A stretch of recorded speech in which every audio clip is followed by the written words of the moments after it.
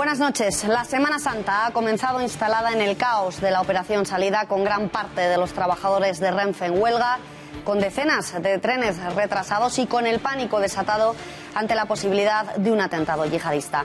Analizamos la operación salida de esta segunda fase de la Semana Santa en las 5W. La DGT prevé más de 8 millones de desplazamientos en esta segunda fase de esta operación salida de las vacaciones de la Semana Santa, en un arranque del periodo vacacional instalado en el caos que ha generado, por un lado, la huelga de gran parte de los trabajadores de Renfe y, por otro, el accidente que ha provocado el retraso de la mayoría de ferrocarriles a Andalucía, destino predilecto de españoles y extranjeros en esta temporada. En unos momentos estaremos en el centro de pantallas de la DGT para contarles en directo cuáles son las carreteras que a estas horas presentan más problemas en las salidas y en los accesos de las grandes capitales, y estaremos también en la estación de Atocha para conocer cómo se está desarrollando la crisis desatada en Renfe y cómo está afectando a los usuarios. Pero es que no solo es el caos el protagonista de esta operación salida, sino que estas vacaciones también se están viendo empañadas por la psicosis de pánico que ha provocado el yihadismo, los ataques que están teniendo lugar en toda Europa con los últimos atentados. Ayer mismo el partido de cuartos de final de Champions entre el Borussia Dortmund y el Mónaco tuvo que ser suspendido por un ataque del terrorismo islamista al autobús en el que viajaban los jugadores del equipo local, el Borussia, y en el que resultó herido el jugador español Marc Bartra. La jornada de Champions de hoy, tanto en Madrid como en Múnich y en Dortmund, está rodeada de las más estrictas medidas de seguridad, al igual que todas las procesiones en las principales capitales españolas. El Ministerio del Interior ha desplegado un operativo de seguridad que impide el acceso con cualquier tipo de vehículo a las vías por las que procesionan los pasos. Editorial con Eduardo García Serrano.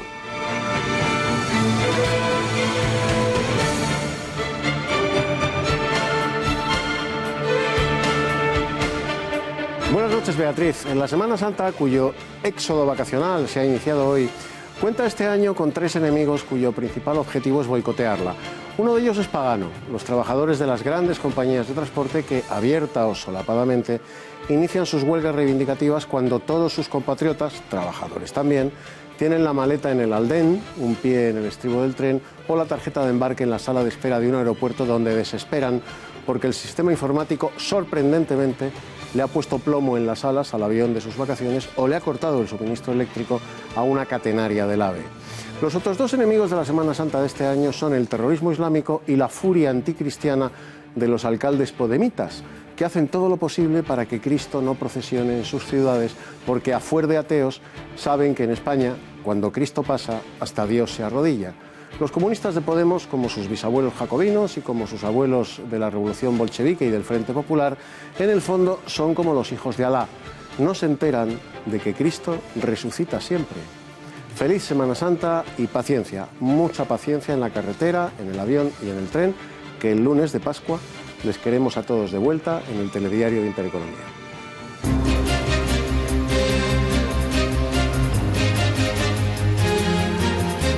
La huelga de un sector de trabajadores de Renfe y las sospechosas averías en la vía férrea del AVE convierten la operación salida de Semana Santa en un auténtico caos.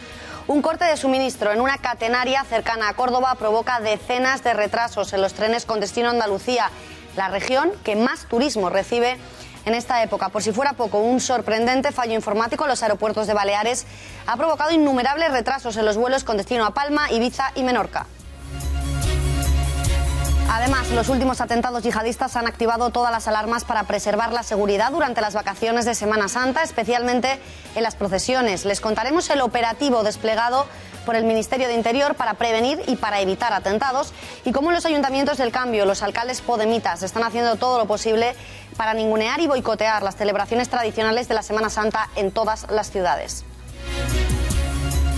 Consejos vendo, pero para mí no tengo. Podemos prohíbe el machismo en sus estatutos y, sin embargo, Pablo Iglesias sigue siendo el secretario general de la formación. Les mostraremos las innumerables muestras, evidencias del rancio machismo que el líder de Podemos ejerce sin complejos. También les vamos a enseñar el último disparate del feminismo radical. Una joven feminista norteamericana que a punto estuvo de ahogarse en un lago acusa al socorrista que la rescató de haberle salvado sin permiso, pues para ella equivale todo ello a una violación. Wasn't able to consent. He possessed my body like it was his right, like he wanted to fucking have sex with me down there in the water. I feel so violated. He raped me. El Tribunal Constitucional avisa por quinta vez consecutiva a la Generalitat Catalana de la ilegalidad del referéndum independentista que quieren convocar nuevamente. Y nuevamente también los separatistas catalanes contestan al alto tribunal que no le van a hacer ni caso y que, por supuesto, convocarán la consulta. Es lógico que cada formación política, y ello afecta a Esquerra, afecta al Partido Demócrata, a los independientes y evidentemente al resto de formaciones políticas, esto que se conoce como el perfil propio.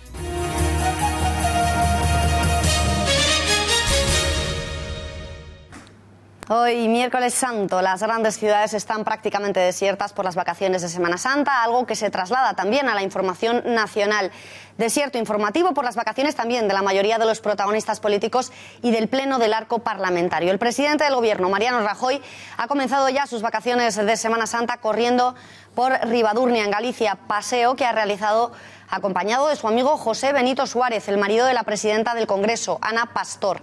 Este sendero, que aprovecha para disfrutar prácticamente todas las veces en las que se desplaza a su tierra, queda enclavado entre los municipios de Ribadurnia y de Meis, ambos pertenecientes a la provincia de Pontevedra, y estos días está más frecuentado que de costumbre por el buen tiempo. En la marcha han visitado también el famoso monasterio de Armenteira. Y el presidente no es el único que disfruta de estos días de asueto. Este miércoles ha comenzado la segunda fase de la operación Salida, en la que la Dirección General de Tráfico prevé casi 9 millones de desplazamientos. Para conocer el estado de las carreteras nos vamos en directo hasta el centro de pantallas de la DGT. Allí se encuentra nuestra compañera Laura Fernández Cañas. Laura, buenas noches. ¿Cuáles son las vías que a estas horas presentan más dificultades? Buenas noches, Beatriz. Pues como comentabas, se espera hoy, en la segunda fase de la operación Salida, 8,8 millones de desplazamientos. Hasta ahora hemos tenido una jornada excelente, donde solo se han registrado 2 retenciones, una en la 3 a la altura de Rivas y otra en la 4 a la altura de Getafe. Así que, bueno, todos los viajeros no han podido tener mejor jornada hasta el momento, claro. Gracias, Laura. En unos momentos volvemos a conectar contigo para seguir esa evolución de las carreteras españolas, carreteras tranquilas, aunque eso sí, llenas, y es que no solo están las carreteras a reventar, también lo están los aeropuertos. Hoy, en concreto, los de Palma de Mallorca, Menorca e Ibiza, en el punto álgido de las vacaciones de Semana Santa, operan al 40% por un fallo informático. La avería, que afecta a los sistemas de control aéreo, han impedido en gran parte del día despegar a los aviones de Mallorca. 9 vuelos serán cancelados entre la 1:30 y las 3:30 en el aeropuerto de Son Sant Joan, de acuerdo con las informaciones que proporcionaban las agencias. A las 5 de la tarde, Enaire aseguraba en su cuenta de Twitter que el problema se había solucionado. Desde el gestor de navegación aérea explicaban que un fallo técnico informático había obligado a parar los sistemas de control aéreo y el radar de la torre de control del aeropuerto de Palma. A pesar de ello, señalaban que los aviones que están en vuelo en estos momentos están aterrizando con normalidad, aunque solo algunos despegues han sido autorizados, por lo que desde AENA recomiendan a los pasajeros que tengan previsto volar a las Islas Baleares o desde allí que consulten antes con su aerolínea el estado de sus vuelos. Y en Renfe la situación tampoco es mucho mejor. Gran parte de la plantilla ha declarado la huelga durante todos los días de fiesta y una avería en la catenaria de un tren con destino a Córdoba ha provocado el retraso en cadena de todos los trenes con destino a Córdoba, a Málaga y a Sevilla. Nos vamos en directo hasta Atocha, siguiendo el desarrollo de esa huelga y los retrasos provocados en la línea de AVE con destino a Andalucía. Se encuentra nuestra compañera Alba Vila. Alba, ¿qué es lo que se ha pasado exactamente y cómo están afectando todas estas circunstancias? Entre 30 minutos y 1 hora desde aproximadamente las 11 de esta misma mañana, provocando problemas en todos los trenes que unen la capital con las estaciones de Málaga y Sevilla. El problema se ha producido por un corte en la catenaria, la línea de tensión, un tramo entre las paradas de Adamuz y Alcolea, en la provincia de Córdoba, que ha obligado a paralizar el tren durante casi 1 hora, desde las 11 menos 20 hasta las 11:30 de esta misma mañana. El tráfico se ha podido restablecer más tarde, pero los trenes circulaban únicamente por una vía, creando retrasos entre 15 minutos y media hora. Recordamos a todos los ciudadanos que Renfe devuelve el 50% del billete si el retraso es de 15 minutos y su totalidad si el retraso es de más de 30 minutos. Además, también todo esto se suma a la huelga convocada por los trabajadores de Renfe. La ciudad más perjudicada, Sevilla, el destino preferido por todos para las vacaciones de esta Semana Santa. Es por ello que Intereconomía ha sacado los micrófonos hasta la estación de Atocha para preguntarle a todos ellos qué opinan. Es que no está bien. Pues un putadón, básicamente. Un poco raro que en mitad de Semana Santa, que es mayor afluencia de trenes y de todo esto, pues que haya este parón de huelga y todo eso. Es lo mismo. Acabamos de presentar la reclamación porque dejábamos en preferente y bueno, pues cero atendidos, como siempre. Pues justamente ahora que hay una salida masiva de gente que termina de trabajar y que quiere ver a familiares y simplemente vacaciones. No me parece bien porque hay mucha gente que se quedan aquí también siguiendo trabajando y eso todavía no ha salido. Sinvergüenza. ¿Por qué? Porque se gastan unos billetes para salir de viaje y se queda tirado. Pues para nosotros muy mal porque nos obligan pues a retrasos y cosas. Pues yo pienso que esto lo hacen aposta para hundir al gobierno y todo lo que quieren, porque siempre hacen que causalidad que siempre hacen lo mismo cuando justamente hay una salida de Semana Santa o eso, lo hacen aposta para hundir al gobierno, es lo que quieren, igual que todos. Está muy mal, le perjudica mucho a Madrid.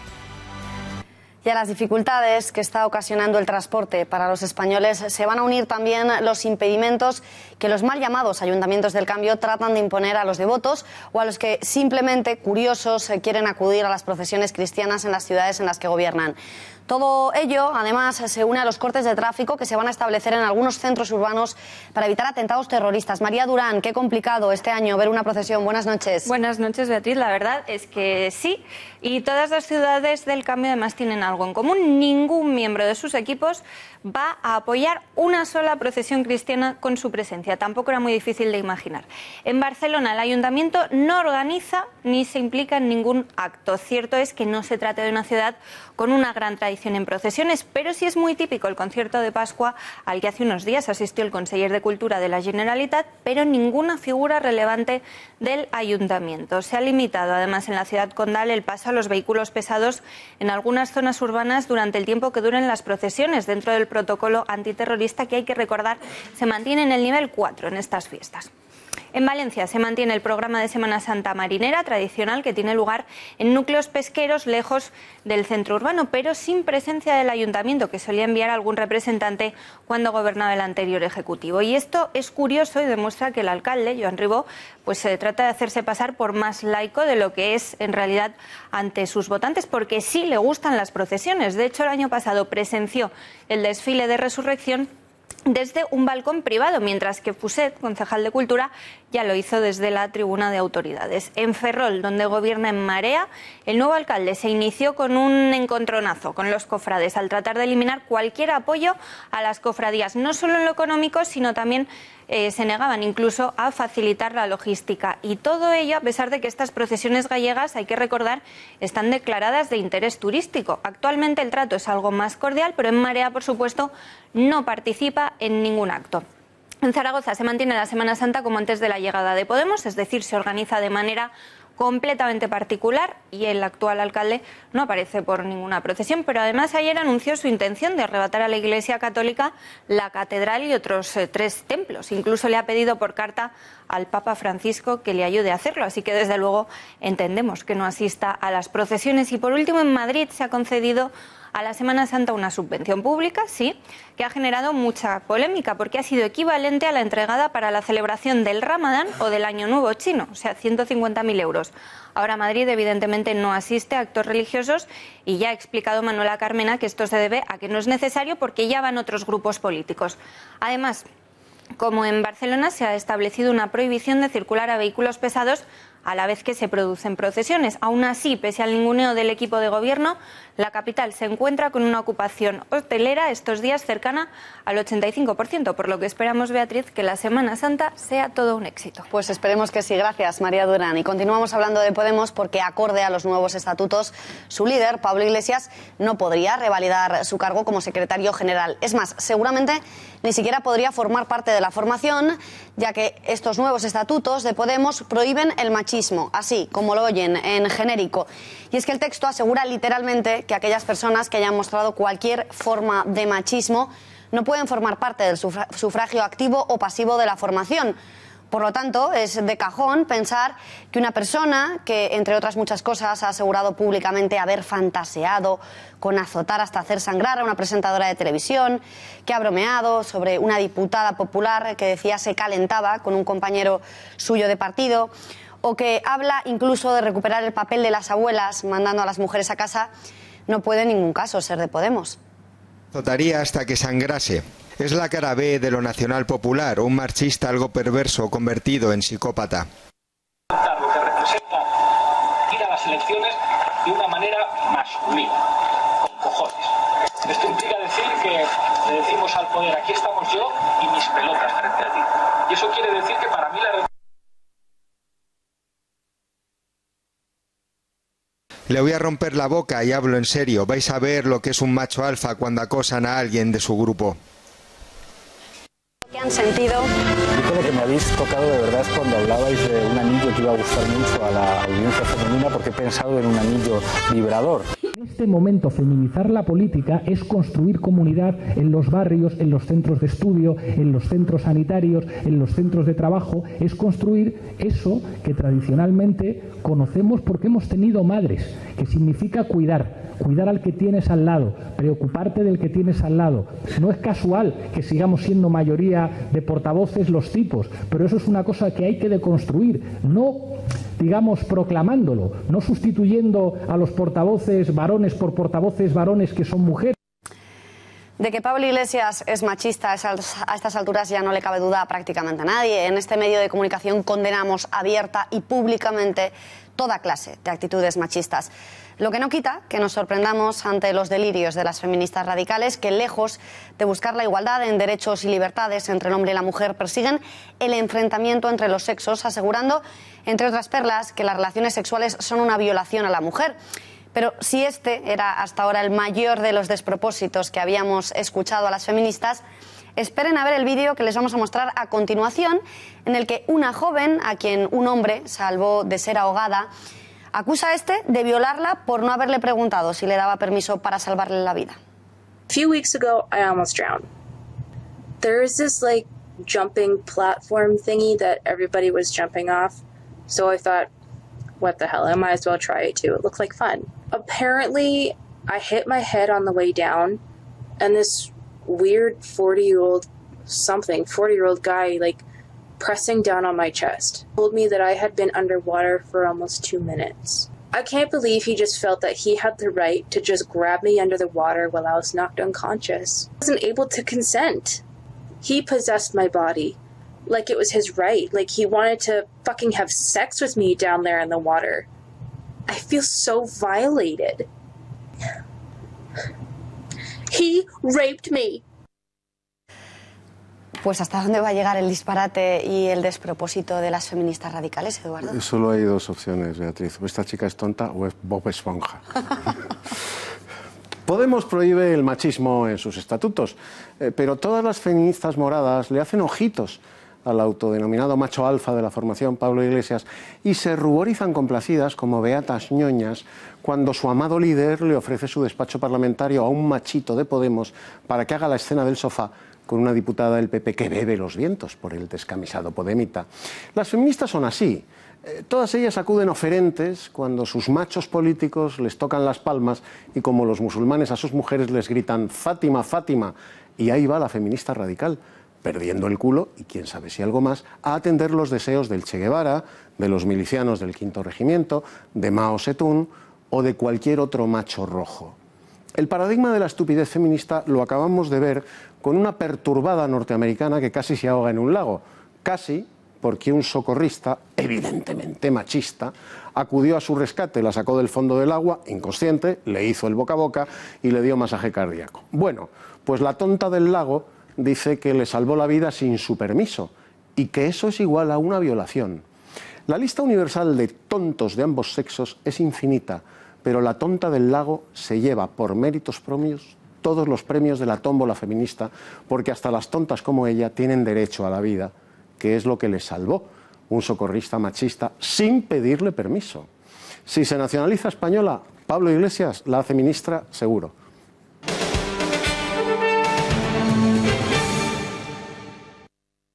El presidente de la Generalitat, Carles Puigdemont, y el vicepresidente del Gobierno, Oriol Junqueras, han firmado la quinta notificación del Tribunal Superior de Justicia de Cataluña, exigiéndoles que paren los preparativos del referéndum ilegal tras la prohibición expresa del Constitucional, pidiéndoles que suspendieran la partida de los presupuestos catalanes destinada a financiarlo. Tras esta nueva notificación, Puigdemont convocaba una reunión de urgencia que era comunicada a través de Twitter por el número 2 del Gobierno, y tras la cual el presidente de la comunidad autónoma insistía en la determinación de la Generalitat de desacatar esta quinta advertencia de la justicia. Lo hacía también a través de la red social, donde Puigdemont aseguraba: hoy he recibido la quinta notificación del TC, no dejaremos de seguir adelante. Destacaba, como ven en un mensaje en su perfil de Twitter. Fuentes cercanas al Gobierno han explicado que la de ayer martes no supone ninguna novedad respecto a las anteriores. Junqueras también recurría a Twitter para expresar que la voluntad de un pueblo no se para cuando la unión nace del Gobierno, del Parlamento, de los ayuntamientos y de la sociedad. Y ha añadido que seguirán adelante, a pesar de que, como les contábamos ayer, se niega Oriol Junqueras a dar cualquier tipo de orden por escrito sobre la consulta para evitar ningún tipo de consecuencia penal. Y desde el Gobierno de la Generalitat, su consejera de Presidencia, Neus Munté, ha querido hoy quitar hierro a las discrepancias surgidas a raíz de la consulta entre Junts pel Sí, el PDeCAT y Esquerra, al afirmar que el que cada formación tenga una opinión distinta no significa que estén a tortas. Eso sí, ha aprovechado su intervención para desautorizar a Marta Rovira al desmentir que desde la Generalitat estén valorando la creación de una bolsa de parados para organizar la consulta ilegal. Y después aquellas cuestiones que tienen mucho más que ver con políticas sectoriales, en las cuales es lógico que cada formación política, y ello afecta a Esquerra, afecta al Partido Demócrata, a los independientes y evidentemente al resto de formaciones políticas, esto que se conoce como el perfil propio, ¿no? Que no quiere decir otra cosa que posicionarse y por lo tanto votar en coherencia con tus planteamientos ideológicos y con tu experiencia. España no cumple. Es la campaña en la prensa financiada por la Generalitat y pagada con el dinero de todos los españoles. El ejecutivo de Puigdemont publicaba este miércoles anuncios en la prensa catalana acusando literalmente a España de no cumplir con Cataluña. En concreto, se trata, como ven, de una pieza con gráficos y breves explicaciones, muy visual, al objeto de que los catalanes conozcan el supuesto maltrato al que le somete no Rajoy, ni siquiera el Gobierno de España, sino España misma. El anuncio completo denuncia que la inversión pública del Estado en Cataluña este 2017 vuelve a bajar. Una inversión, dice la Generalitat, que supone un 13,4% menos del total, por debajo del peso de Cataluña en población y muy lejos de la contribución de Cataluña al PIB, al conjunto del PIB del Estado. Hablan incluso de una deuda en materia de infraestructuras que sitúa en más de 10.000 millones de euros. El anuncio olvida ese anuncio, precisamente hecho por Mariano Rajoy, de 1.900 millones de euros en inversiones en cercanías catalanas en esta legislatura, o que, tal y como reconoce el diario La Vanguardia, el Principado ha sido el territorio con más inversión estatal en infraestructuras desde el año 2006, casi el doble de Madrid, comunidad que aporta más al Estado que Cataluña. Y hablamos ahora del PSC, donde su secretario general afirma arrepentirse de haberle dicho no a Rajoy. Se refiere Miquel Iceta a su decisión, junto a otros diputados socialistas capitaneados por Pedro Sánchez, de romper la disciplina de voto de su partido y rechazar la investidura de Mariano Rajoy como presidente. Ahora Iceta, alejado de Sánchez y con la clara intención de recuperar el favor de sus compañeros de partido, asegura que su decisión de entonces de enfrentarse a la gestora fue un error y se ha comprometido a no volver a desacatar una decisión del partido.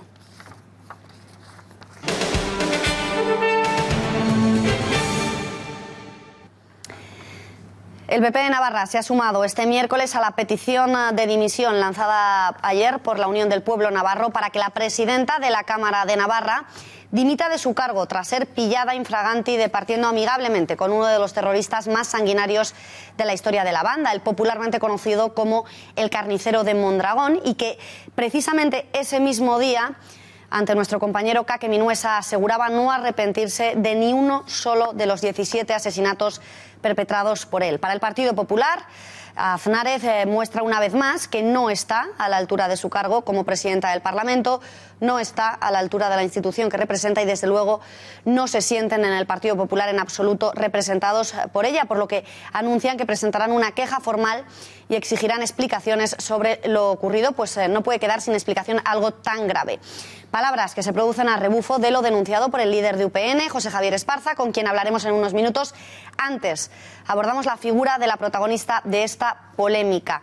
Se llama Ainhoa Aznárez, es, además de presidenta del Parlamento navarro, cara de la noticia por su distendida conversación el pasado sábado durante la escenificación del desarme de ETA con el conocido, como decimos, carnicero de Mondragón, autor de esos 17 asesinatos que les contábamos. Un gesto que ha indignado a buena parte de la oposición, que ha llegado a pedir su dimisión.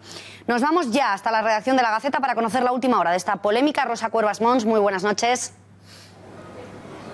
Buenas noches, Beatriz. Tanto UPN como el Partido Popular de Navarra han pedido, como decías, la dimisión de Aznárez tras esa foto con el carnicero de Mondragón. Para Unión del Pueblo Navarro, esta imagen evidencia que Podemos es una franquicia de Bildu y aseguran que no puede permanecer ni un minuto más como presidenta de la Cámara, a pesar de las explicaciones dadas por la propia Aznárez, que se autodefine como víctima del terrorismo y que ha dicho que lo único que hizo en esa conversación fue exigirle la disolución de la banda terrorista. UPN considera que el hecho de que ella es presidenta del Parlamento navarro hace que su presencia tenga un carácter institucional y por tanto lo ha calificado como una auténtica vergüenza. Quizá por eso, por esta polémica, este viernes Aznárez ha preferido mantenerse en un plano más institucional y ha votado a favor de acatar la resolución judicial que impide desplegar la bandera republicana el próximo jueves 14 de abril, como habían solicitado numerosos grupos políticos, entre ellos Podemos, al que pertenece Ainhoa Aznárez. Desde hace tiempo, en el ojo del huracán, en el centro de la polémica, seguro que no olvidan su imagen bebiendo directamente desde un grifo de cerveza.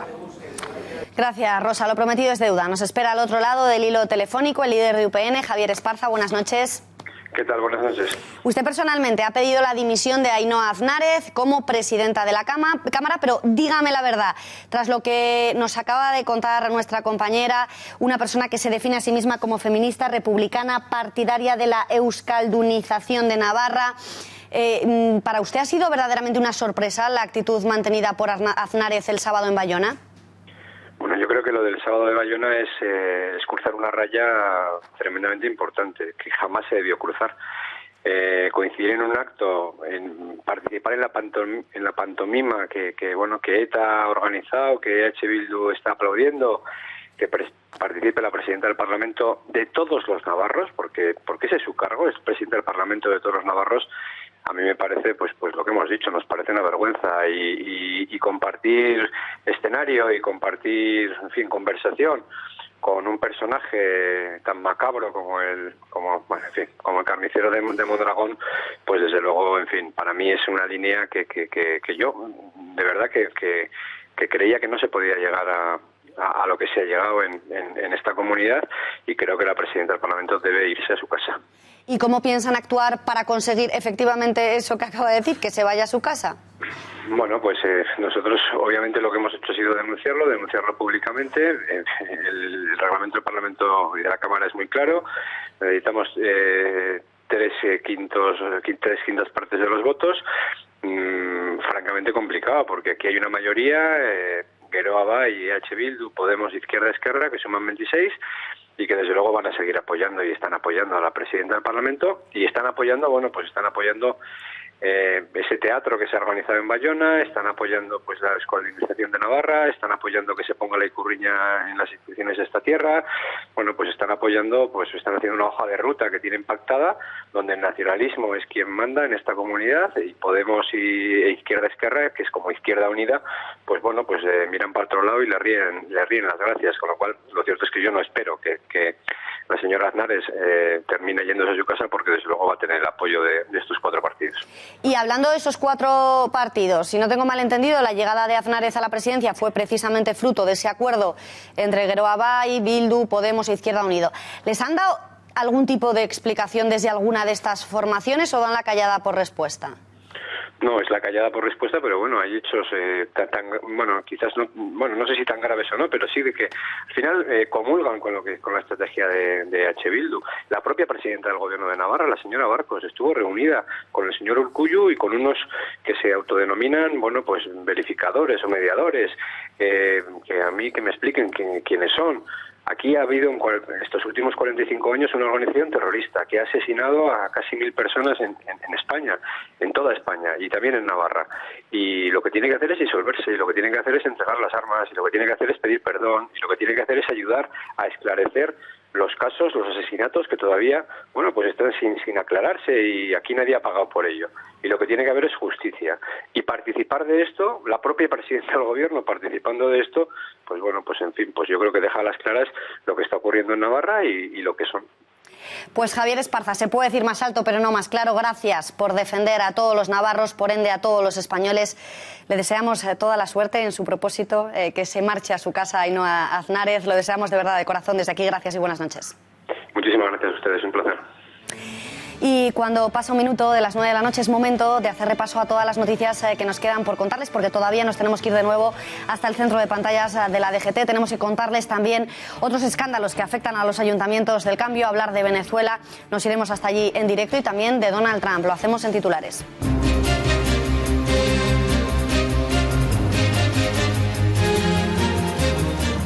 Seguiremos hablando, hemos empezado hablando en este informativo de los ayuntamientos del cambio, en concreto de cómo abordaban la Semana Santa, pero es que tenemos más noticias que contarles, en concreto de Ada Colau.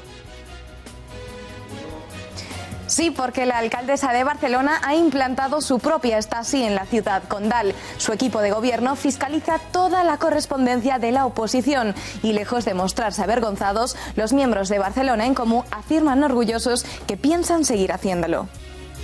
Y nos iremos hasta Alemania para hablar de ese ataque que tenía lugar ayer en Dortmund, donde la hipótesis del atentado islamista cobra cada minuto más fuerza. Así es, y aunque en un primer momento haya sido reivindicado por un grupo de extrema izquierda radical, esta posibilidad ya ha sido descartada por la policía alemana, que ahora mismo se está centrada en el hallazgo de una carta en donde se reivindica a Alá y se señala como objetivos a famosos y a cantantes. A estas horas se está celebrando el Bayern de Múnich Real Madrid tras asegurar las autoridades que el partido se podía jugar sin ningún peligro. Buenas noches, Beatriz. Efectivamente, como siempre, el deporte se ha impuesto a la barbarie terrorista. En estos momentos se está jugando el partido entre el Bayern de Múnich y el Real Madrid en el Allianz Arena, pero no ha estado exento de unas grandes medidas de seguridad. Incluso se ha llegado a pedir a los jugadores blancos que no se pusieran cerca de las ventanas del autocar por si se pudiera producir alguna explosión en el trayecto desde el hotel al estadio. También tenemos que hablar de la operación de Marc Bartra. Ha sido operado con éxito de su muñeca derecha, ha recibido el alta y el jugador ha hablado esta tarde. Enseguida ampliamos la información. Y de nuevo nos iremos en directo, nos vamos ya de hecho en directo hasta el centro de pantallas para conocer el desarrollo de esa operación Sadia. Laura, cuéntanos. Buenas noches, Beatriz. Pues hasta ahora la tranquilidad se mantiene en todas las carreteras y autovías. Hasta este momento solo se han registrado retenciones en la A67 a la altura de Sierra Pando con sentido Santander, en la A62 a la altura de Salamanca con destino Portugal.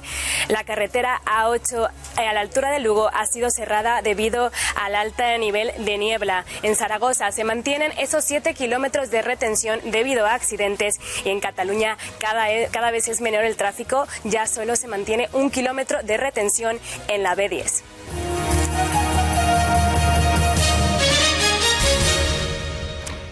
Nos vamos hasta Zaragoza, donde Pedro Santisteve, el alcalde de Podemos, que se compraba la gomina a cuenta del erario público, pretende ahora pedir ayuda al Papa Francisco para expropiar a la Iglesia la catedral de la capital aragonesa y de la Iglesia de la Magdalena.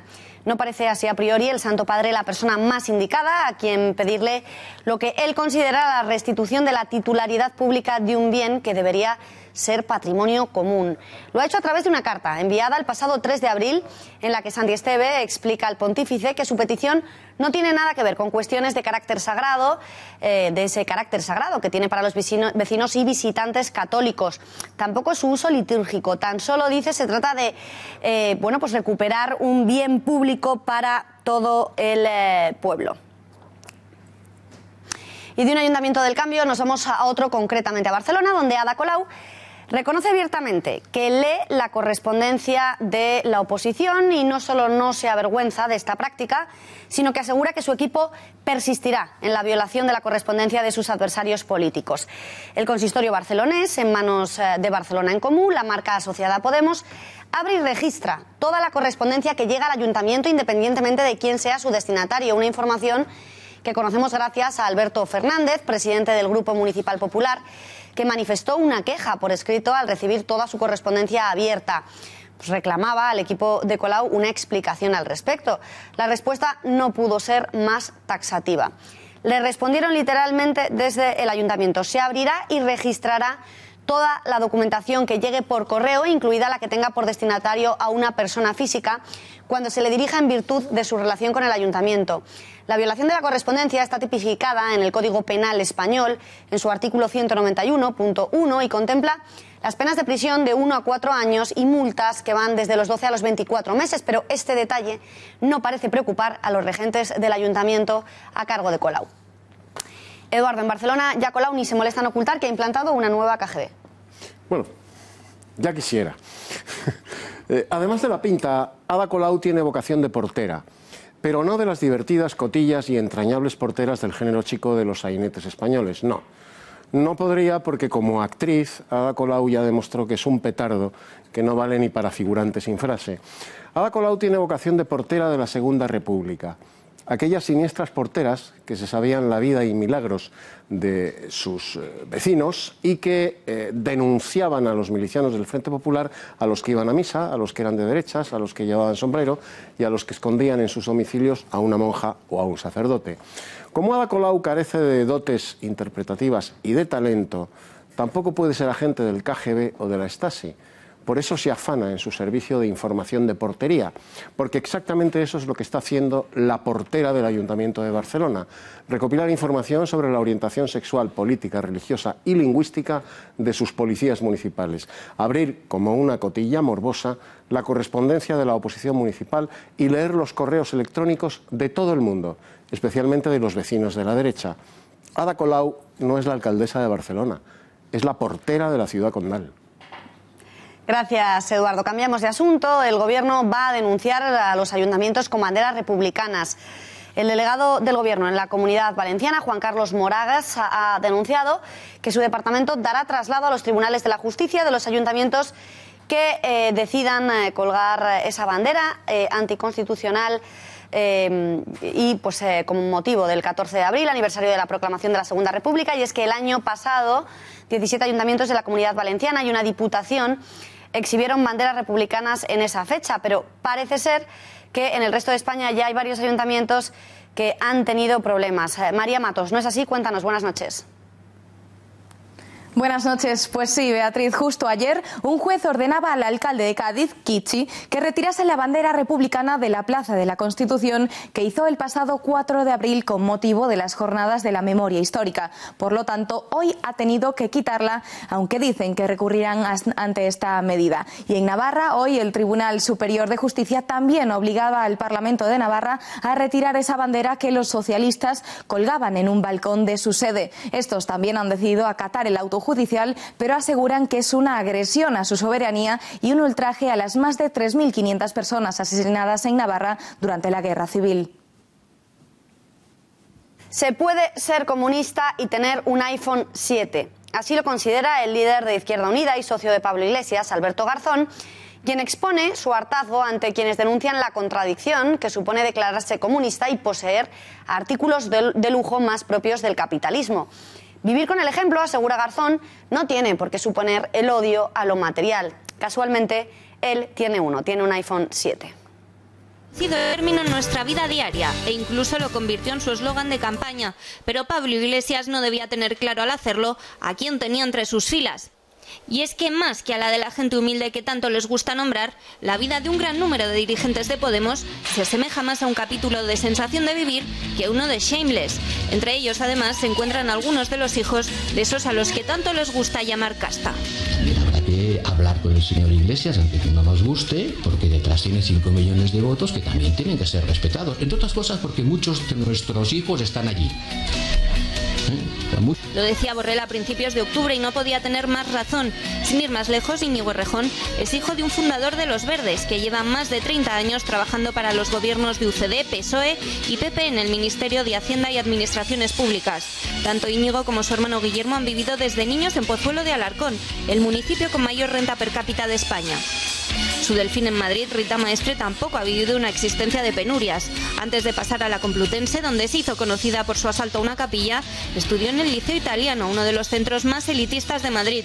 Mucho se ha hablado del ascenso de su padre, Luis, en el ayuntamiento desde que su hija es portavoz, pero había aterrizado mucho antes, en el año 2004, y bajo mandato del PP para montar las oficinas tributarias de Alberto Ruiz Gallardón. Manuel Guedán, padre e hijo, debatían amigablemente en los medios en la última campaña electoral. El primero de ellos es un conocido militante socialista, antiguo colaborador del Área Internacional. El segundo, además de militar en la formación morada, es autor del ensayo Podemos, una historia colectiva. Pablo Bustinduy, diputado de Podemos, es hijo de la exministra socialista de Sanidad Ángeles Amador, que ahora se sienta en el Consejo de Red Eléctrica gracias precisamente a otro caballo de batalla de Podemos, las puertas giratorias. Su padre fue director del Metro de Madrid. Ramón Espinar, en boca de todos por especular con un piso de protección oficial, es hijo de uno de los consejeros de las tarjetas Black de Caja Madrid, lo que le ha valido en las redes sociales el apodo de Baby Black. Tampoco parece un ejemplo de luchadora por la gente humilde Carolina Vescansa, perteneciente a una de las familias más adineradas de Galicia. Su abuelo fundó un imperio farmacéutico y la familia se hizo millonaria gracias a un crecepelo y un laxante, sus productos estrella. Después de pasar su infancia en un majestuoso pazo gallego, Vescansa se casó en el altar mayor de la Catedral de Santiago, un privilegio al alcance de muy pocos compostelanos. Y nada que envidiar a amazonas mundialmente conocidas como Marta Ortega, Tina Onassis o Charlotte Casiraghi tienen la diputada de la Asamblea de Madrid, Clara Serra, errejonista en la candidatura de Maestre, y su hermana Isabel, pablista convencida y que aparece en este vídeo que ellas mismas compartieron en YouTube. Unas vidas envidiables para los que dicen que la gente está cansada de paripés.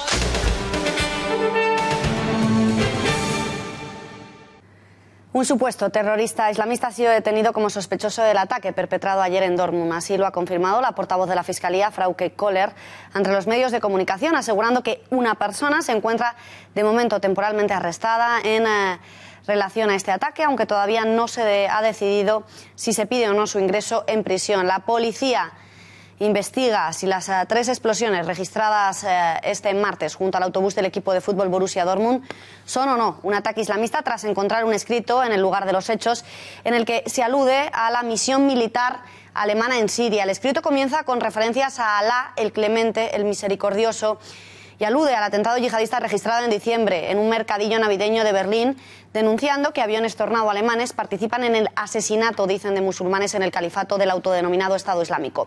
Por ese motivo, continúa, deportistas y personalidades famosas de Alemania y otros países de la cruzada están en la lista de objetivos del Estado Islámico hasta que los Tornados sean retirados y se cierre la base estadounidense situada en Ramstein, al suroeste de Alemania. Un ataque en el que el futbolista español Marc Bartra resultó herido.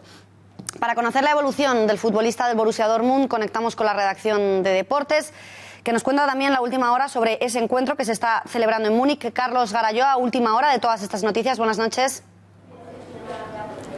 Buenas noches, Beatriz. Lo primero de todo, lo más importante, la noticia que todos estamos esperando: Marc Bartra, jugador de Borussia Dortmund, ex del Barcelona, se encuentra bien, ya ha salido del hospital hace tan solo un par de horas, en donde ha sido operado de esa rotura de radio y se le han extraído esos cristales que se le quedaron en la piel tras caerle una luna del autobús encima. El propio jugador subía este tuit a las redes sociales agradeciendo las muestras de apoyo, las miles de muestras de apoyo que ha recibido desde ayer y hasta el día de hoy, también deseándole suerte a su equipo en este partido que se ha disputado, el Dortmund contra el Mónaco, que fue el día de ayer suspendido por este atentado terrorista. La casualidad ha querido que el Real Madrid también se encuentre en Alemania en estos momentos donde ya se está disputando el encuentro entre el Bayern de Múnich y el Real Madrid, sin ningún incidente hasta el momento, pero las medidas de seguridad han sido grandes. Ya desde el final del entrenamiento de ayer, la policía escoltó al equipo blanco hasta el hotel de concentración. Un hotel de concentración en el que se le ha pedido a los jugadores que no se acerquen a las ventanas por si se pudiera producir algún tipo de explosión. También se ha cambiado la ruta que ha conducido a los jugadores desde el hotel hasta el estadio Allianz Arena y la distribución de los jugadores. Se les ha pedido que no se coloquen cerca de las ventanas de este autobús. La seguridad ha aumentado de 370 agentes a 450, también con perros para detectar posibles explosivos por el camino. Pero como te digo, se está jugando el partido sin ningún inconveniente, sin ningún problema, así que parece que hasta ahora el deporte ha podido con la barbarie. Pues esperemos que siga así. Gracias, Carlos. Londres es un polvorín que podría estallar en cualquier momento. Así lo advierten los propios ciudadanos musulmanes que residen en la capital del Reino Unido. Presten atención al reportaje que les vamos a mostrar porque nadie podrá decir después que no se podía esperar lo que estaba por ocurrir. They're carrying out dawah, which means to recruit non-Muslims to Islam. Abu Rumays's role as senior spokesman has been taken over by Mohammed Shamsuddin, a divorcee with 5 children, and he's quick to justify their radical message. The British government doesn't want to look at its own foreign policy. All it wants to do is look at Muslims, condemn Muslims, target Muslims. You're stigmatizing a whole community. What's going to happen? You're going to face a backlash in this country. Do you think a backlash is coming? Of course it is. Of course it is. If you're going to suppress the people for so long, you're going to suppress and suppress. I mean, it's like a tinderbox. It's going to explode and explode and explode. So repent back to Allah subhanahu wa ta'ala. Come forward. The atmosphere changes when members of the group move to confront a passing Kurdish procession. Pues para conocer un poco más de estos guetos musulmanes que llevan décadas labrándose en las principales capitales europeas, conectamos en directo con el experto en operaciones internacionales, Pedro Fernández Barbadillo. Pedro, muy buenas noches. Buenas noches. Acabamos de mostrar un vídeo en el que son los propios musulmanes los que aseguran que Londres es un polvorín que puede estallar en cualquier momento porque dicen haberse reprimidos durante muchos años. ¿Coincides con esto? ¿Crees que Londres es un polvorín? Creo que Londres efectivamente es un polvorín, ellos mismos lo dicen. Otra cosa son los motivos por los que se ha llegado a esa situación. A mí me parece que este victimismo que transmiten algunos fundamentalistas musulmanes pues es como el victimismo de los nacionalistas catalanes, que aseguran que Cataluña es una colonia del resto de España. O sea, los grupos musulmanes en el Reino Unido han sido espléndidamente tratados por los gobiernos británicos. Esto empezó ya en la época del primer ministro Tony Blair y han ido acumulando privilegios. O sea, en Gran Bretaña hay más de una treintena de tribunales de Sharia que dictan sentencias que regulan la vida de los musulmanes. Así que no sé de qué victimismo se está hablando. Muchos dirigentes, imanes y políticos islamistas que han sido expulsados de países musulmanes por gobiernos también musulmanes debido a su extremismo, han encontrado refugio en Londres y han podido hacer sus prédicas sin ningún problema. Así que victimismo no, polvorín sí. Gracias, Pedro, y buenas noches.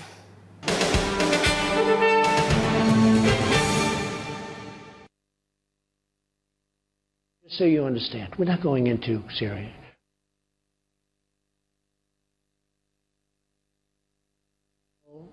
Y así, a huevazos, recibían a Nicolás Maduro una multitud en su primer discurso abierto al público tras la oleada de protestas en las que, además, hoy han sido asesinados 3 opositores al régimen chavista. Ocurría en la localidad de San Félix, en el estado de Bolívar, al sur de Venezuela, un bastión tradicional electoral del chavismo a orillas del río Orinoco.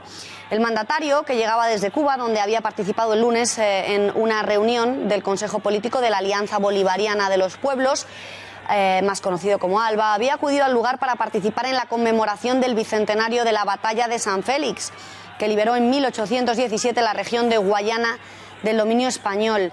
El acto estaba siendo transmitido por Cadena Nacional de Radio y Televisión. La transmisión tuvo que ser interrumpida de manera abrupta cuando se veía en plano abierto a varios guardaespaldas trepando al vehículo descubierto que trasladaba al presidente para tratar de desviar los objetos y huevos que le estaban lanzando. Y el que van a ver es el momento en el que se puede ver a un helicóptero del régimen arrojando proyectiles de gas lacrimógeno en contra de la población.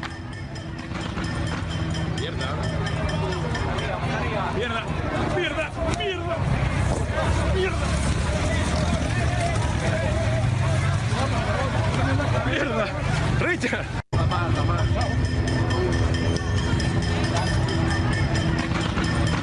¡Mierda! ¡Mierda! ¡Mierda! ¡Mierda! ¡Mierda! ¡Mierda! ¡Richard!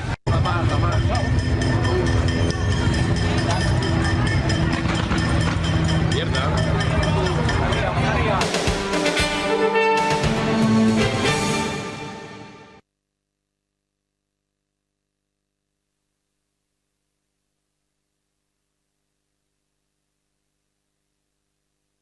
Just so you understand, we're not going into Syria, but when I see people using horrible, horrible chemical weapons, which they agreed not to use under the Obama administration, but they violated it. They said they got rid of them. Hey, look, what I did should have been done by the Obama administration a long time before I did it. And you would have had a much better, I think Syria would be a lot better off right now than it has been.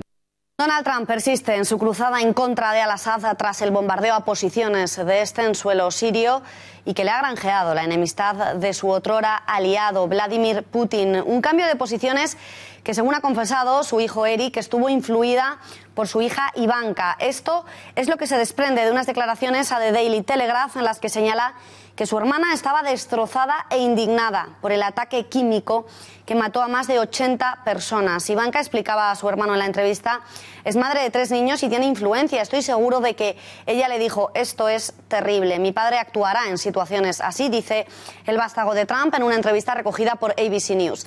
Además, Eric Trump concluía su entrevista con otro comentario polémico al referirse al régimen de al-Assad como estos tipos son salvajes y me alegro de que mi padre respondiera como lo hizo. Desde Rusia piden a Estados Unidos no forzar la máquina y no ponerles en la disyuntiva de tener que elegir entre Siria y Estados Unidos. Advertencia que coincide en el tiempo con las polémicas declaraciones del portavoz a la administración norteamericana, asegurando que Hitler nunca se atrevió a lanzar un ataque químico. Palabras que podrían estar a punto de costarle el cargo. Y cuando el reloj marca las 9:23 de la noche, volvemos hasta la Dirección General de Tráfico. Conocemos ya cómo está discurriendo esa operación salida, si siguen reinando la tranquilidad en las carreteras españolas o si se ha producido algún incidente o atasco. Laura, buenas noches de nuevo, cuéntanos. Buenas noches de nuevo, Beatriz. Pues hasta ahora aquí se da casi por terminada esta exitosa y escalonada salida. Para mañana los desplazamientos previstos aumentarán y así que habrá que tomar precauciones. Recordemos, sigue cortada la 8 en Lugo por este alto nivel de niebla. No olvidemos seguir las recomendaciones de la DGT.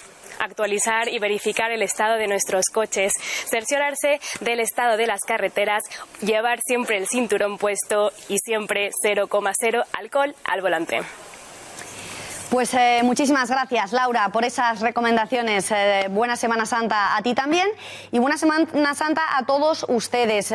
Nos contaba Laura cuáles eran las recomendaciones al volante. Nosotros hemos querido también hacer un vídeo especial para todos aquellos espectadores, todas aquellas personas que vayan a viajar estos días y tengan un perro.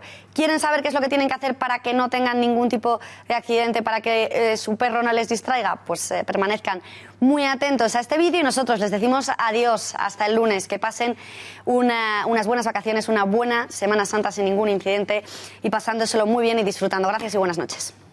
La primera regla de oro para viajar en coche con tu perro de forma segura es que nunca debe de ir suelto en el interior del vehículo durante el viaje. No puede ir en los asientos delanteros, ni sujeto por tus brazos, ni por cualquier tipo de dispositivo. Si utilizas transportín, nunca lo coloques sobre el asiento sujetándolo con el cinturón de seguridad. No es seguro. Colócalo en el suelo, encajado entre los asientos delantero y trasero. Es una opción muy segura. Tu perro también puede viajar en los asientos traseros sin transportín, siempre y cuando lleve un arnés y utilicemos un dispositivo para anclarlo a los enganches de los cinturones de seguridad. Si el arnés es de un solo enganche, en caso de colisión, la anilla podría romperse. Lo óptimo es utilizar un arnés de doble enganche y fijarlo a los anclajes de 2 cinturones de seguridad.